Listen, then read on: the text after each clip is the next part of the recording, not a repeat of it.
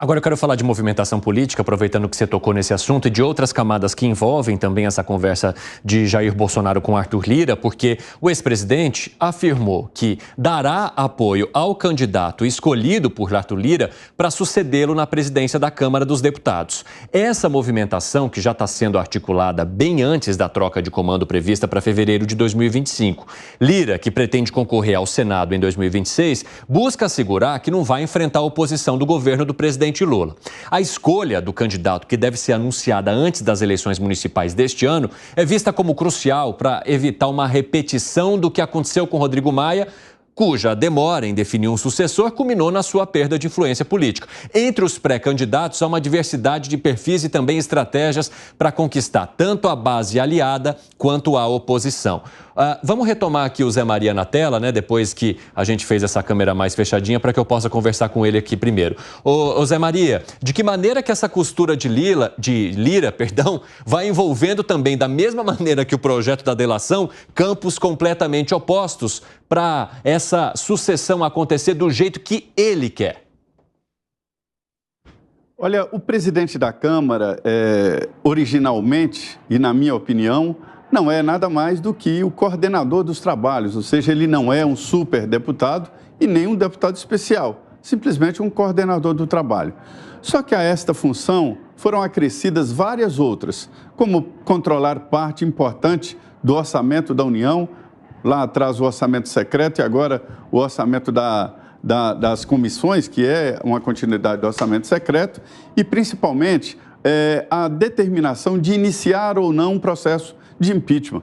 Eu acho isso uma criação não constitucional, de que o presidente da Câmara tenha o poder de iniciar ou não um processo de impeachment.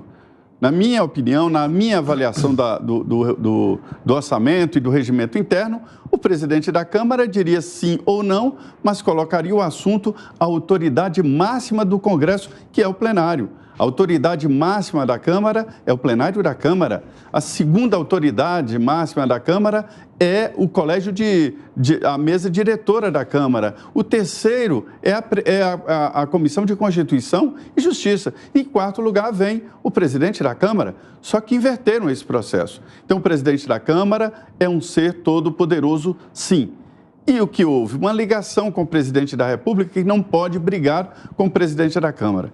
Diante desta sentença, o presidente Lula não pode correr o risco de ir contra esta força, que seria o próximo presidente da Câmara.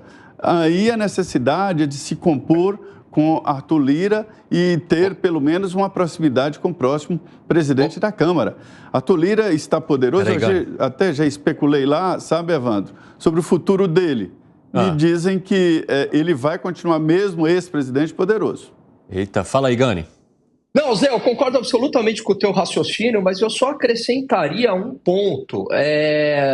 Não é interessante o presidente da República, de fato, brigar com o presidente da Câmara dos Deputados, mas só abriria um processo de impeachment nesta briga se o presidente da Câmara dos Deputados percebesse que o presidente da República estivesse enfraquecido politicamente, com a popularidade baixa. Quer dizer, o processo de impeachment é um processo político, né? Você sabe disso muito melhor do que eu, e reúne aí um espectro, né, de que haja algum tipo de crise econômica que afete a popularidade do presidente. Vamos lembrar que em 2005, durante o mensalão, se falava em impeachment, mas ninguém tinha força suficiente para abrir um processo de impeachment contra o ex-presidente Lula na época, porque ele era muito forte politicamente, a popularidade seria muito alta. Então, mesmo que ele brigasse contra o Congresso,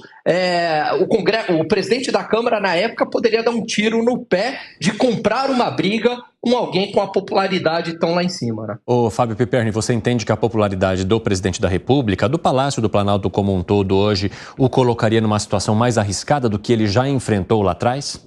Não, hoje não, porque hoje ele tem... Enfim, as pesquisas apontam que o índice de aprovação e o de desaprovação são muito próximos. Agora, por exemplo, no caso da Dilma era de 60 a 10. No caso do presidente Temer, era de quase 70%, ele chegou a ter 3%, depois aumentou um pouquinho para 7%, 8%. Aí o presidente Temer enfrentou esse processo por 2 vezes. Escapou, ele perdeu em número de votos, mas teve mais de 1/3, o que lhe garantiu a permanência. Agora, a gente não sabe o que vai acontecer daqui 6 meses, 1 ano, se a economia, por exemplo, tem aí um tranco e tal, ou se acontece algo, né, muito impactante e você tem um presidente hostil, porque, veja, para colocar um processo de impeachment para andar, não é necessário um número mínimo de deputados. Basta um deputado apresentar, enfim, a proposta. Se o presidente da Câmara quiser colocar o negócio lá para comissão correspondente, a partir disso dar o start, ele pode fazer. Agora, Piperno, você acha que o que foi, Gani? Não, mas esse é meu ponto. Mas você andar com um processo de impeachment com o presidente, se ele estiver com a popularidade alta, é um tiro no pé para o presidente da Câmara. Sim. Quer dizer, ele só vai fazer isso se ele perceber um enfraquecimento político. Todas as vezes foi assim. Senão é um tiro no pé. O presidente está se voltando, o presidente da Câmara vai se voltar contra um presidente da República com uma popularidade lá em cima. Quer dizer, o povo se volta contra o presidente da Câmara dos Deputados, né? Agora, Piperno, eu queria saber a sua opinião, e rapidamente, sobre essa costura que Lira está fazendo. Ele está sendo muito, digamos assim, esperto na maneira como ele está construindo esses apoios? Sagaz? Eu acho melhor sagaz. Sagaz. Você sacou a palavra que mais se aplica a isso. Sagaz. Faz muito tempo que eu digo aqui o seguinte: Lira está muito preocupado com o mercado futuro. Exatamente. Então, ele não quer ser mais um. Ele é o todo-poderoso já pelo 4º ano consecutivo, né?